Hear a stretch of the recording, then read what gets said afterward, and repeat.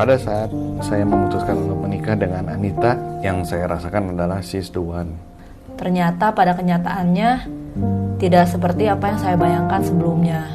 Waktu itu saya lagi masa-masa jatuh cinta berat. Jadi buat saya cinta pasti bisa mengalahkan semua masalah di depan. Akhirnya ya itu dasar saya, karena saya cinta yang menggebu-gebu sih. Kalau buat saya sendiri, alasan saya menikah itu karena saya tuh seneng banget sama anak kecil. Nah, jadi saya berharap dengan saya menikah sama Lundi, saya bisa segera memiliki anak.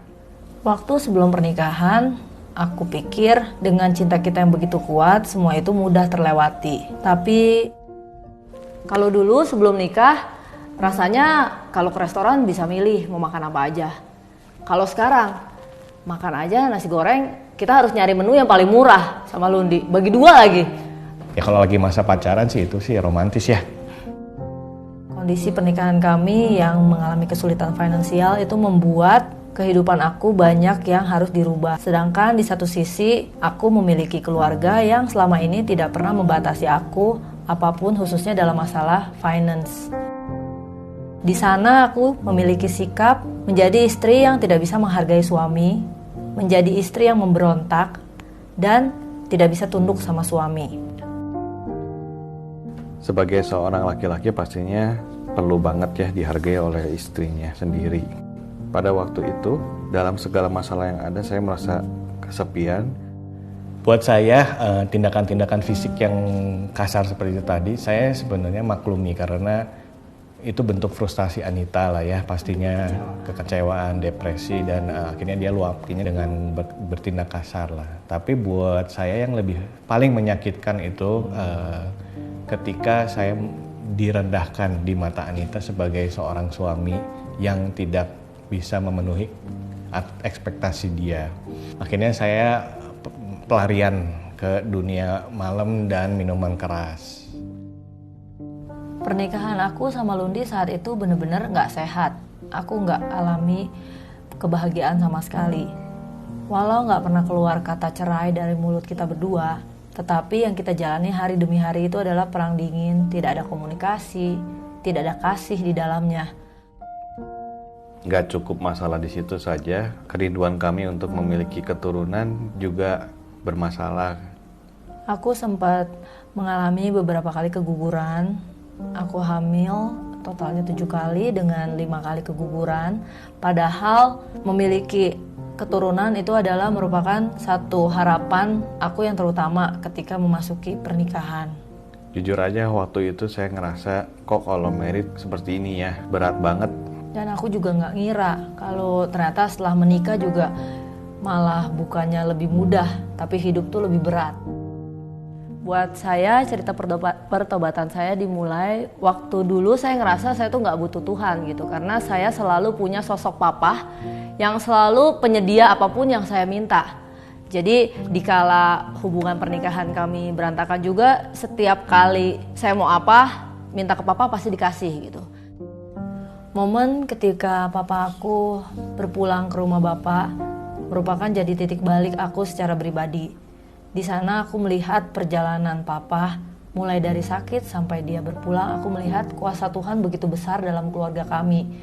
Dan ada damai sejahtera yang aku lihat di muka papa walaupun dia kesakitannya sebegitu parah. Di sana aku ngerasa aku nggak punya damai sejahtera yang papa punya seperti itu. Di titik itu aku mau mulai mencari Tuhan dan aku mau belajar untuk melakukan apa yang Tuhan mau aku lakukan. Awal pemulihan dalam pernikahan kami dimulai dari kesadaran bahwa hubungan kami tidak baik, tidak sehat. Waktu itu saya berpikir kalau misalnya saya terus-terusan dugem, bagaimana Tuhan bisa memberkati kehidupan keluarga ini. Di situ saya sadar bahwa kami benar-benar sakit dan kami benar-benar butuh help. Suatu hari kami berdua pergi ibadah dan kebetulan khotbahnya itu membahas soal keluarga. Di sana tuh aku kena banget.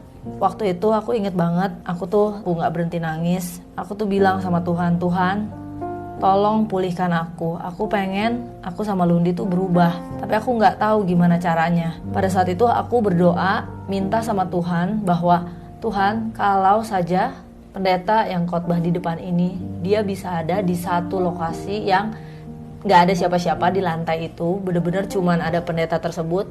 Tuhan, aku mau samperin dia dan aku akan minta tolong untuk beliau untuk menyembuhkan kita berdua. Tuhan bekerja dengan luar biasa dan hal itu pun terjadi.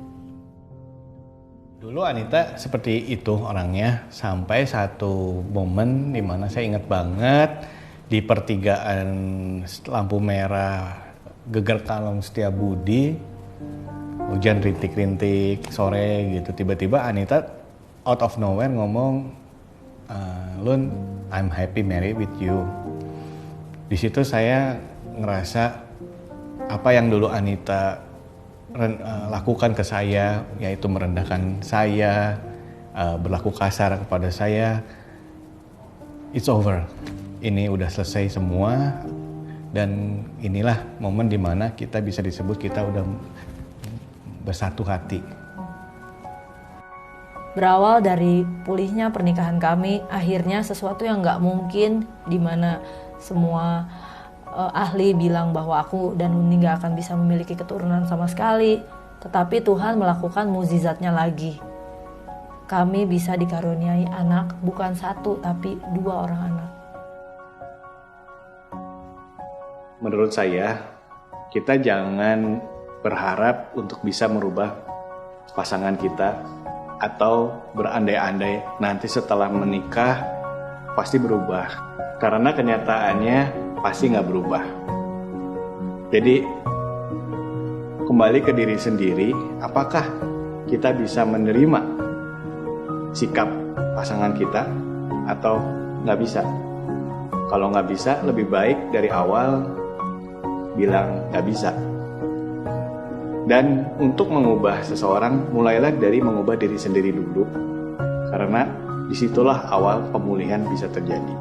Kalau pesan dari saya, kita tuh harus mengubah fokus kita. Jadi fokus saya yang dulunya self-center, saya berubah jadi God-center. Dimana dulu saya berpikiran harusnya begini, harusnya begitu. Menurut saya, nah, saya mulai merubah, harusnya gimana, Tuhan tuh maunya seperti apa sih? Saya memperlakukan suami juga, kalau Tuhan senangnya aku melakukan seperti apa sih gitu, bukan seperti apa yang saya mau.